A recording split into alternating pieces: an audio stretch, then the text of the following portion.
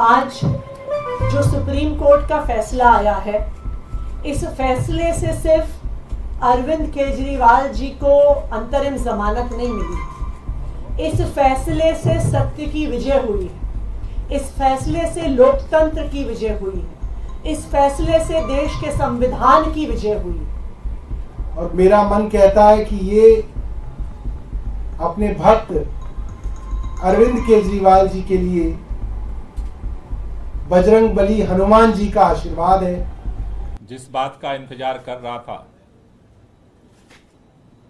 लोकसभा चुनाव जो लोकतंत्र का महापर्व होता है, इस लोकसभा चुनाव के दौरान जिस तरह से 3-3 बार के प्रचंड बहुमत से चुने हुए मुख्यमंत्री को लोकसभा चुनाव में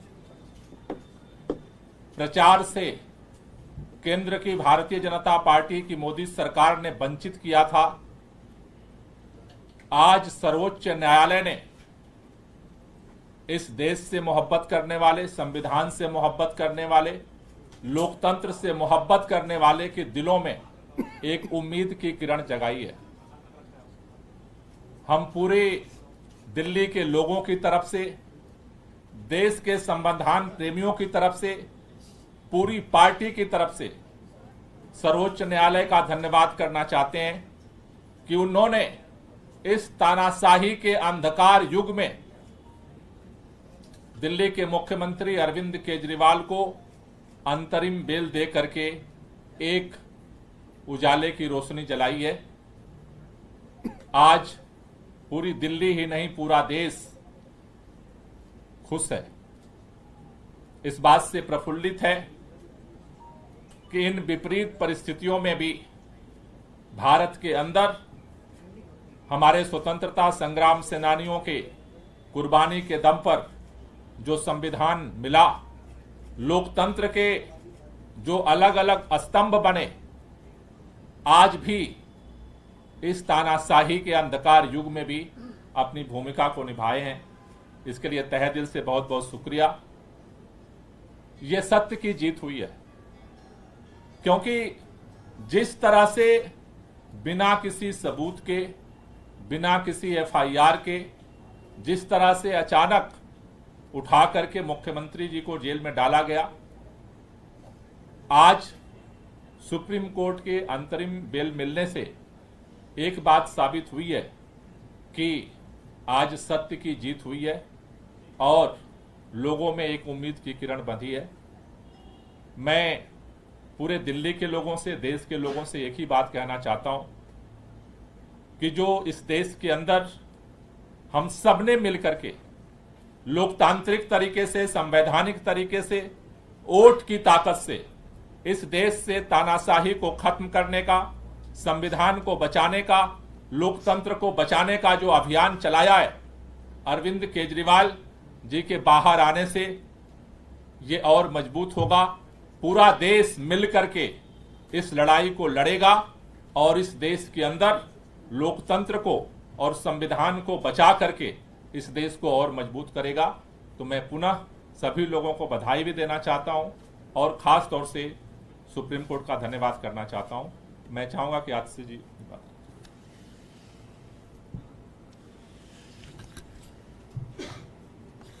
आज जो सुप्रीम कोर्ट का फैसला आया है, इस फैसले से सिर्फ अरविंद केजरीवाल जी को अंतरिम जमानत नहीं मिली। इस फैसले से सत्य की विजय हुई है। इस फैसले से लोकतंत्र की विजय हुई है। इस फैसले से देश के संविधान की विजय हुई है।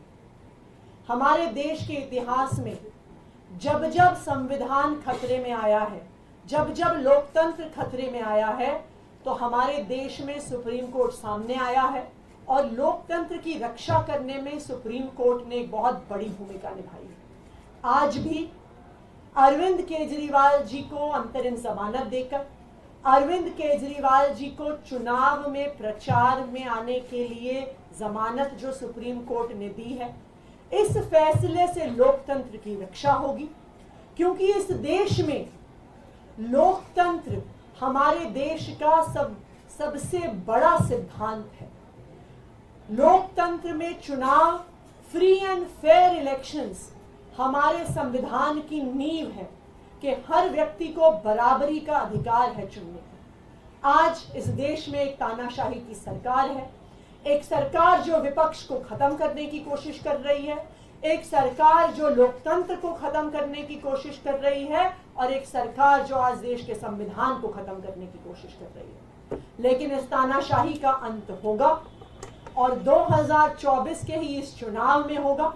और मैं एक बार फिर सुप्रीम कोर्ट का धन्यवाद करना चाहती हूं सामने आकर लोकतंत्र को बचाने के लिए। और मैं इस देश के लोगों से अपील करना चाहती हूं कि इस देश को, अपने लोकतंत्र को और अपने संविधान को बचाने के लिए ये आखिरी मौका है। इसलिए हम सब की जिम्मेदारी है कि हम सबको मिलकर अपनी वोट की ताकत से इस तानाशाही को खत्म करना है। धन्यवाद। सौरभ।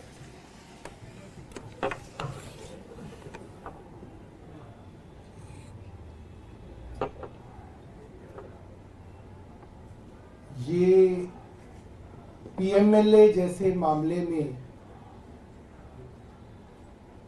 जिसमें केंद्र की पूरी सरकार, उनकी पूरी आर्टिलरी, पूरी मशीनरी एक मुख्यमंत्री को जेल में रखना चाह रही थी, और ऐसे मामलों में जहां पे महीनों महीनों बिना सबूतों के लोगों को जेल में रखा गया, उनकी इंटरिम बेल 40 दिन में होना, मुझे लगता है कि कोई चमत्कार से बड़ा ही कुछ है। और ये सुप्रीम कोर्ट के माध्यम से, मेरा मानना है, ऊपर वाले का एक इशारा है, ऊपर ईश्वर का इशारा है कि जो भारत में चल रहा है उसमें बदलाव आना जरूरी है। और मेरा मन कहता है कि ये अपने भक्त अरविंद केजरीवाल जी के लिए बजरंग बली हनुमान जी का आशीर्वाद है कि एक चमत्कार की तरह आज वो जेल से बाहर आएंगे। और मुझे लगता है कि इसका बड़ा मकसद है, ये कोई साधारण बात नहीं है, ये बहुत असाधारण बात है जो हो रही है। और एक बड़े मकसद के लिए अरविंद केजरीवाल जी जेल से बाहर आ रहे हैं, और आपको कुछ दिनों के अंदर दिखेगा कि देश के अंदर अब बड़े बदलाव इनकी रिहाई के साथ दिखने लगेंगे। बहुत बहुत धन्यवाद।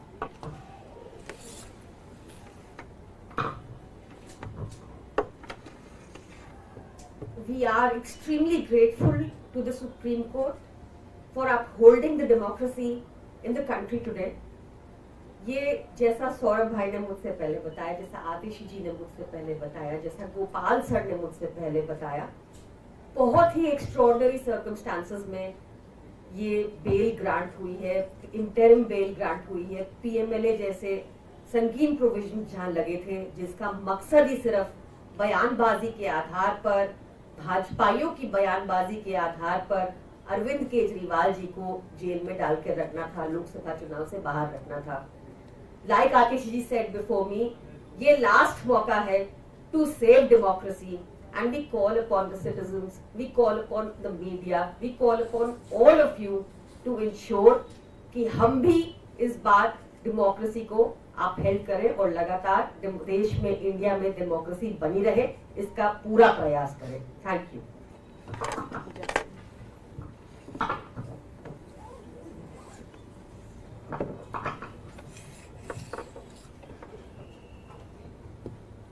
जिस पल का इंतजार देश के करोड़ों लोगों को था, न केवल आम आदमी पार्टी के लाखों करोड़ों कार्यकर्ता, लेकिन देश का जन जन जिस पल के लिए इंतजार कर रहा था कि कब अरविंद केजरीवाल जी, जिन्होंने इस देश को एक ईमानदार राजनीति खड़ा करके दिखाया है, वो जेल से कब रिहा होंगे, वो पल आज आ गया है।